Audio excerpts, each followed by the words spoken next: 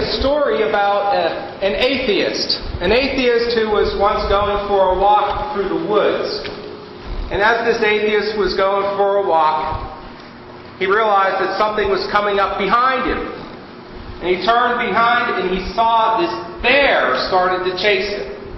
So he started running and running from the bear, running through the woods, and finally he tripped over a branch and he falls to the ground in the forest floor. And he looks up and he just says, "Oh my God!" And immediately the bear stopped in his tracks, and the bear had already had his one paw up. He was standing up on his back legs, ready to thrash the man in the face. But everything went silent, stopped. And then the voice of God was heard. And God said, "You're calling me?" And the atheist was lying there and said, "Oh, it's you. Well, I don't at this moment expect you to save me after I've had a whole lifetime of just saying that you don't exist. So I don't blame you if you don't do anything in this moment for me as I'm under attack by this bear." And God said, So the man said, "But would you do me, God, one favor?" And God said, "Yes." He says, "If you can't make me a Christian right now, will you at least make the bear a Christian?" And so God says, "As you wish." And the stillness of the bear changed. And the bear immediately puts his paws together. And he falls to the ground on his knees. And he says, "Lord, bless me and this food that I am about to partake in through your great bounty through Jesus Christ our Lord."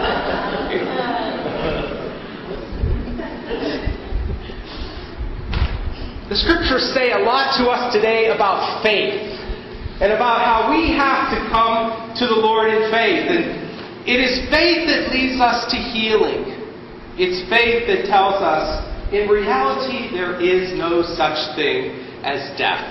The Book of Wisdom from the first reading says that it is not God who wishes death. God did not create death. And how many times have you or I made that mistake? Whenever we're going to console someone at the funeral home, "It was the Lord's will. I'm sorry for your loss." We always say God wanted somebody dead. The Scriptures are very clear that God does not want death. He wants life. He wants healing. He wants wholeness. He wants us to believe in Him. And I think of that passage in the responsorial song about going down into the pit.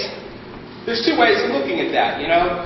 I think if you're struggling in your life, you can sort of analogously fall into a pit. And you realize what it would be like to fall into a pit. You can't get up. You are stuck. There's nothing but walls around you. And you are trying, but you can't get any leverage with your feet against the side walls.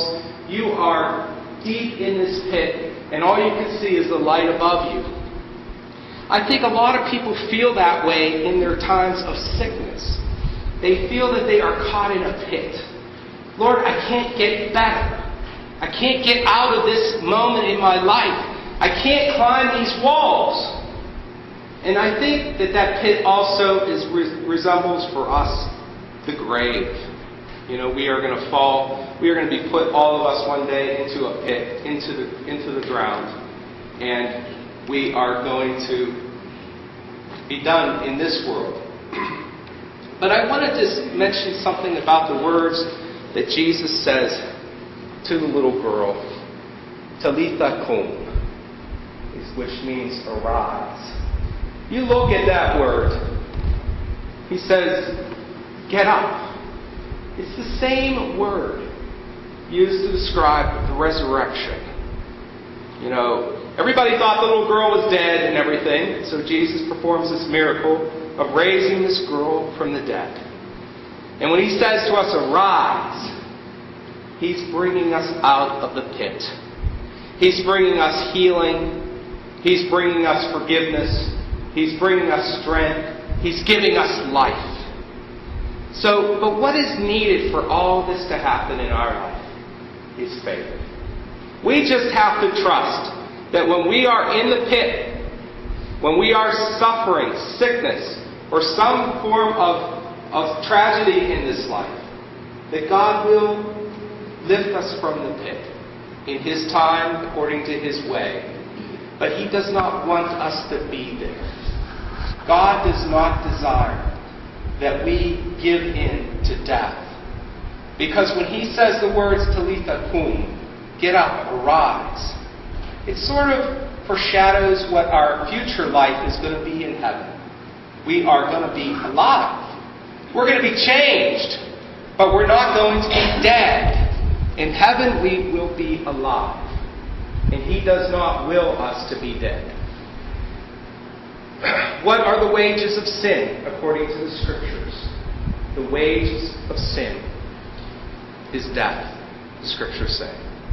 So whenever we fall into sin, we are actually the cause of our death. God is not the cause of our dying. We are. We make the choices in this life of whether or not we want to live or die. And if we continue to live in sin, we are making the choice for death. God wants us to have faith, believe in Him, live according to His Word, and have life. And He will hear us when we cry out in our time of turmoil. When that bear is chasing us, God will hear us and truly embrace us because we have said yes to Him. We have believed in Him. So today, I want you to reflect on maybe what's going on in your life, where you find yourself in some sort of pit. Is it a pit of boredom? Is it a pit of real physical, spiritual suffering? Are you in a pit because you feel alone, abandoned, distressed? Call upon the Lord, and He will lift you up. He will say, arise. He wants to give you life and fullness of life. He does not want you to suffer and to be dead.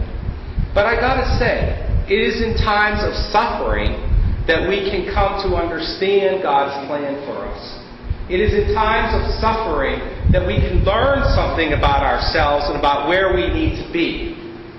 God gives us these opportunities along the way, not because He wills them, but because of our condition, we have got ourselves into choices that have led down a different road as a society, as human beings. But God teaches us something through the various sufferings that come our way. Think about that this week. What is the pit that you are in? Have you enough faith to believe that God will indeed lift you up? Trust in Him, and He will hear your call. God bless you.